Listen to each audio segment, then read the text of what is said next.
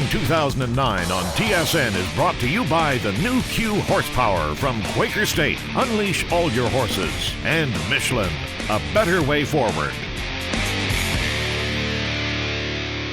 With high gas prices here to stay, many car companies are now scrambling to produce new product, while other companies are refreshing current product to take advantage of the current reality. One of those companies is Suzuki. Recently, they launched the highly successful SX4 and then turned its attention to another success story, the Grand Vitara. Introduced in 1998, the big selling point of the Grand Vitara was that it was the first compact SUV to have a V6, and performance was the big selling point. Well, fast forward to 2009, Suzuki is now launching an additional version of the Grand Vitara under the theme, Less is More.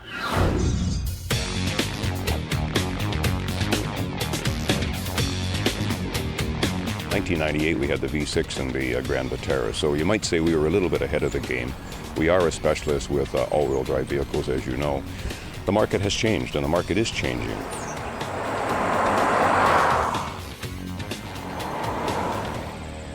And we are seeing a shift, the shift in the compact segment. People are moving from the V6 engines to the four-cylinder engines, as they are downgrading all vehicle sizes in Canada because of fuel prices. So we know that about 50 to 60% of the consumers that are now purchasing compact sport utilities require or desire a four-cylinder engine. So now we can play in that game.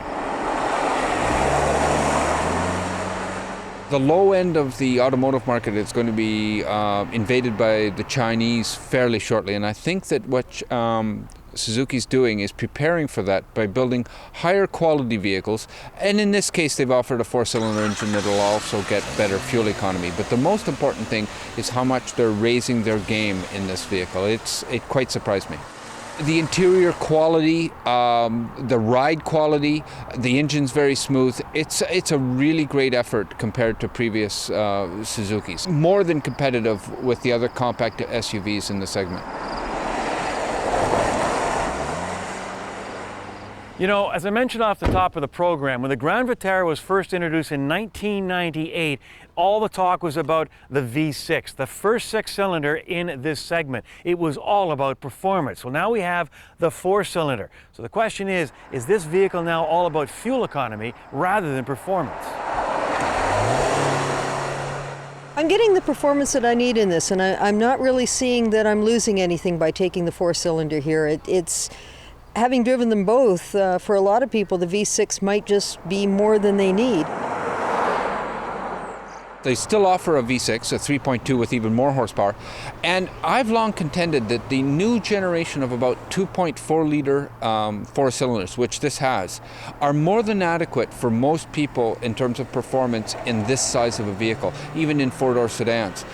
This has 166 horsepower, I think 161 foot-pounds of torque. There's nothing wrong with the performance of that size of an engine in this size of a vehicle. In fact, the only criticism I can make of this vehicle is they only offer a 4-speed automatic transmission in the base four-cylinder. 10 years ago, you might have gotten in this and said, wow, this is a V6, because it's nice and refined, and you're going to get the savings, but you're not going to have to give up an awful lot to get it. You know, Suzuki believes that if this four-cylinder Grand Vitara is as popular as the six-cylinder, it will double sales. It also believes it has something else going for it, the ever-growing popularity of all-wheel drive. Well, Suzuki is a specialist with all-wheel drive, and right now in Canada, if we look at our sales, our total car and truck sales in Canada, and look at the percentage of either all-wheel drive or four-wheel drive vehicles, that represents 53% of our volume in Canada. So all-wheel drive or four-wheel drive is important to Suzuki Canada. We do know how to sell them. We do know how to market them. It'll always be an important element in the Suzuki world. On the way up here, we were talking, and I was saying that this is probably one of the better kept secrets. Suzuki, I think a lot of people overlook it, and they shouldn't. It's a contender. It's not as well known as some of the other Japanese makes. That's Suzuki's biggest problem. They're still associated with lower cost vehicles. They're building much better vehicles than people actually give them credit for. And getting credit for that from the general consumer is still the biggest issue they have. This is a wonderful opportunity for us, Brad, this new Ram Vitara. I know our dealers are very excited about having this four-cylinder engine. Again, a four-cylinder, all-wheel drive engine. This thing's going to be a winner. We know that already. Brother, can you spare a dime? More later on Kenzie's Corner.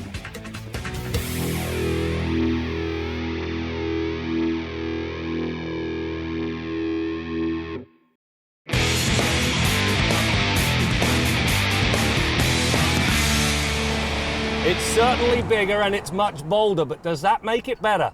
On this edition of Test Drive, the Dodge Ram.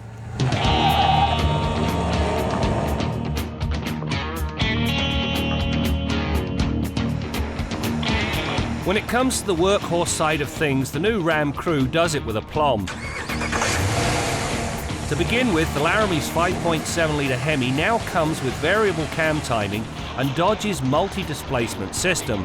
This allows the engine to run on 4 of its 8 cylinders when the loads are low.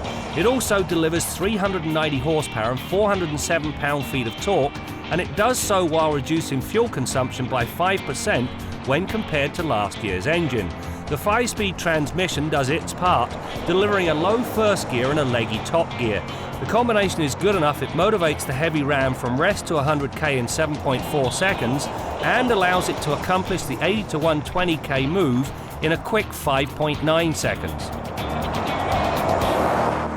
The rework of the interior of this Dodge Ram truck is, in a word, stunning, and it boils down to the fact you can buy as much or as little as you really want. Now, in this particular truck, heated and cooled leather seats, a 115-volt outlet, heated steering wheel, and an Alpine-based audio system that includes MyGig. Now, this thing allows you to store 23.5 gigabytes of your own personal music. It really has been done with wonderful execution. The power is relayed to the road through a 4-wheel drive system. The base part-time system is, quite frankly, for the birds and only useful in an off-road environment. The up-level system used in the Laramie is a full-on system that includes the usual 2-wheel drive, 4-wheel drive high and 4-wheel drive low, along with an automatic set and forget mode. Simply click the dial into auto in October and forget about it until March. Because the crew cab on this 1500 Ram limits the box length to 5'7", this bed extender becomes an important part of the truck's makeup. But it goes way beyond that. After you release it, you take it inside. Its next important function, as well as being a bed extender, you lock it into position here, and now you have a cargo separator. So if you've got a heavy load, you can use these tie downs to secure it, and then this to stop it from sliding back and forth every time you hit the brakes or the gas. When the bed extender is not needed, you simply lock it against the back of the bed and with the key lock it in position. That means it's not going to go walkies. But there is one more feature on this truck that I really do like. The final piece of the puzzle is found right here. On either side of the bed there are 2 boxes, Ram boxes in Dodge torque. Now these things are great because they're lockable, and so you can keep things like booster cables and tow straps in here and safe. Better yet, if you're going out after a hard day on the job, these boxes combined will carry 10 cases of your favorite libation, and you can keep them on ice because there's drain holes at the bottom to get rid of the water. The Ram's other significant upgrade is its new suspension. With double wishbones up front and a new 5-link coil spring design in the back, it manages to deliver the hauling capacity needed without sacrificing ride comfort when the truck is empty. Trucks that use leaf springs have a nasty tendency to washboard around a corner if the road is anything but billiard table smooth. The Ram takes a rough road in stride. The big news in the back seat of the Ram 1500 is the fact they've added a crew cab. Now this thing stretches the cab by a full 9 inches. That means that this seat will now accommodate 3 adults realistically. You can also lift this seat up for increased storage space, and if it's really cold on the job site, you've also got heated rear seats. The new Ram also comes with the desired stopping power. Getting from 100k to rest takes just 43 meters, which is good for a truck. Likewise, the feel and feedback from the steering is precise, and so the manner in which the Ram holds its line is true. The oversized 275/60R20 tyres certainly help the cause. If things do go awry, the Ram has a full complement of electronic nannies, up to and including hill start assist and trailer sway control. Spend a little time with this latest Dodge Ram and you realise in a hurry that this is both bigger, bolder and very much better. And it will allow you to grab life by the horns, as the ad promises, because it's got two very distinct personalities. On the one hand, it is a workhorse and it will do just about anything demanded of it. On the other side, it's opulent, well finished and very well thought through.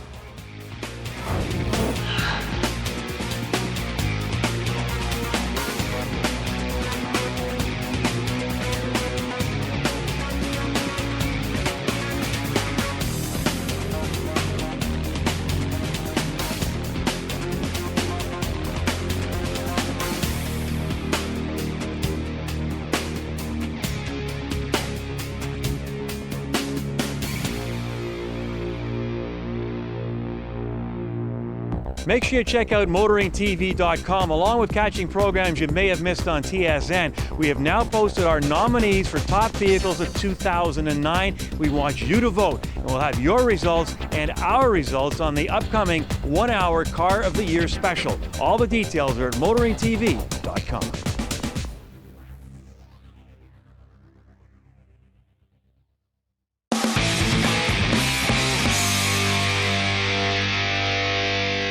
The new Grand Vitara comes with either a new and improved V6 or a brand new 4-cylinder to improve fuel economy. However, the vehicle has the same curb weight, I think it's about 3,500 pounds, whether you've got the 6 or the 4 in it. So won't that 4-cylinder engine be working much harder to achieve the same performance? So therefore, won't the fuel savings really be a wash? Well, let's put that question to a man who has all the answers, and that's our man in the Quaker State Garage, Bill Gardiner. Brad, where you been for the last 20 years? Come on, you know the smaller engine wins the fuel economy battle pretty much every time, like 99 times out of 100. But that line kind of sounds like the one you use on your wife or girlfriend to justify buying the bigger engine in whatever vehicle you're buying, right? Anyhow, those small engines, even though they're turning a little bit higher RPM at any given road speed, they seem to stay together and they do deliver better fuel economy. So unless you live in the mountains or you're towing some kind of a huge trailer, the small engine's usually your best choice. This week I want to talk about thermostats in the cooling system, and if your thermostat's bad, that will definitely cause you a fuel economy problem. I find a lot of cars coming in the shop for service this time of year with bad thermostats, and for some reason the motorist driving that vehicle doesn't seem to flag the problem. In many cases on older cars, you know, we used to have complaints of not getting enough heat out of the heater, but now you can have a car with a bad thermostat and still get heat out of the heater most of the time. But your fuel economy will suffer and emissions will go up. So it's important to maintain that thermostat. On this vehicle, the thermostat is located right here underneath this housing. 2 fasteners required to get it out. And that thermostat restricts the amount of flow of coolant out to the radiator, thereby bringing the engine quickly up to operating temperature, usually about 190 to 195 degrees Fahrenheit. There's the new thermostat. It's operated by a wax pellet inside and closed by a spring. You can see a seal that affects the coolant seal so you don't lose coolant. And this is a fairly inexpensive little part, often overlooked and very crucial to the proper operation of your engine and your cooling system. This particular car does not have a coolant temp gauge on the dash, so it'd be easy to overlook the fact that there could be a problem with the thermostat.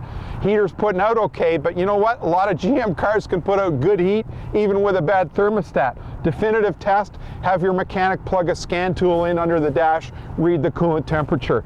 Now this engine's been shut off for a while and it's a really cold day, so the coolant temp dropped down, but it's climbing back up right now as we're idling up to 149 degrees Fahrenheit, and it'll keep climbing till 195, 97, even maybe as high as 202, 203 before the first opening event of the thermostat occurs, and then it'll cycle its way back down and find a sort of happy medium at about 195 degrees Fahrenheit. If your engine is running at, say, 150, 160, 170 degrees Fahrenheit, you're giving away a lot of fuel economy. You still might be getting heat, but you could be getting better fuel economy, so get that thermostat changed and back will come your fuel economy. Till next week, I'm Bill Gardiner for Motoring 2009. It's not unusual to see night classes in session at Centennial College in Scarborough, Ontario. This class deals with auto mechanics, but these students already have their mechanic's license. So why are they here after spending a full day at their workplace? Well, these guys see a light at the end of the proverbial tunnel, and those lights belong to a hybrid vehicle. Still electric. Yeah, of course it's going to fool me.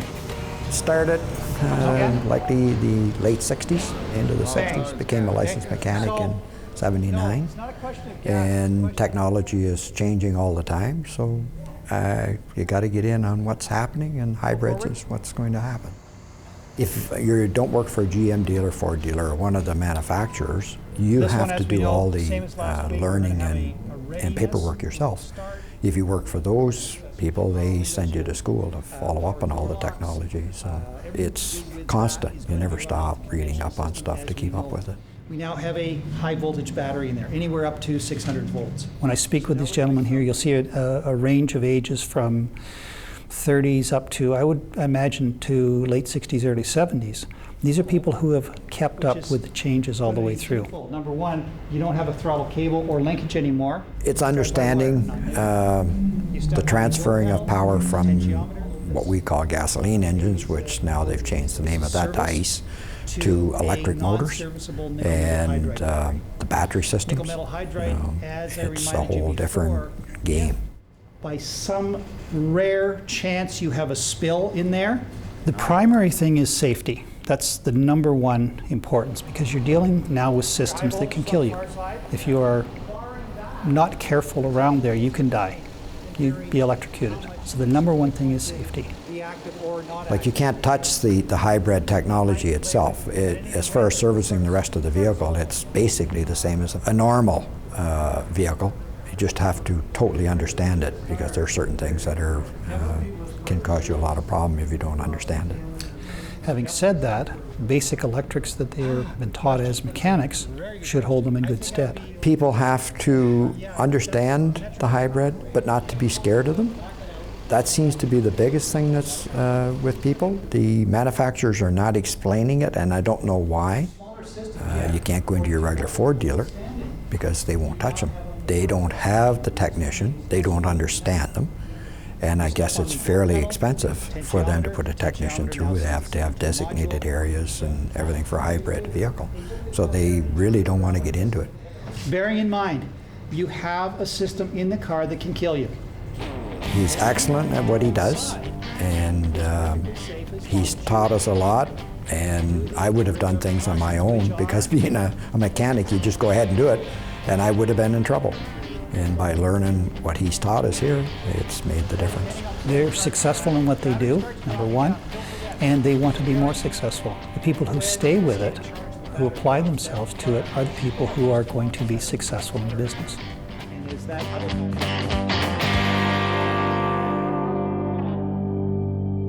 Closed captioning on Motoring 2009 is brought to you by the 2009 Chevrolet Traverse Crossover. It's everything you've ever wished for, and then some.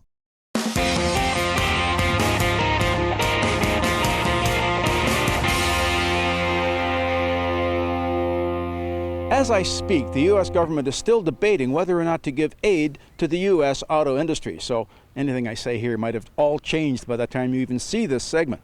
But you know, I really don't think the U.S. government has any choice.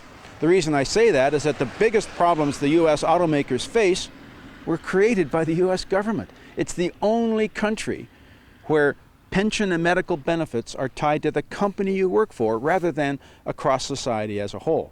The offshoot of that is that General Motors has something like $1,500 in so-called legacy costs in every single car they build before they put the first weld into the platform. The corresponding number for a U.S.-built Toyota, it's about $200. Now, you don't think Toyota can compete even up? Give them a $1,300 head start and they'll eat your lunch. Because the problems that the U.S. companies have had, quality issues, they pretty much got those solved. Product mix issues? Well, everybody complains that General Motors isn't building the cars the public wants. Well, 2 years ago, all the public wanted was big SUVs and pickup trucks. GM was building them by the boatload.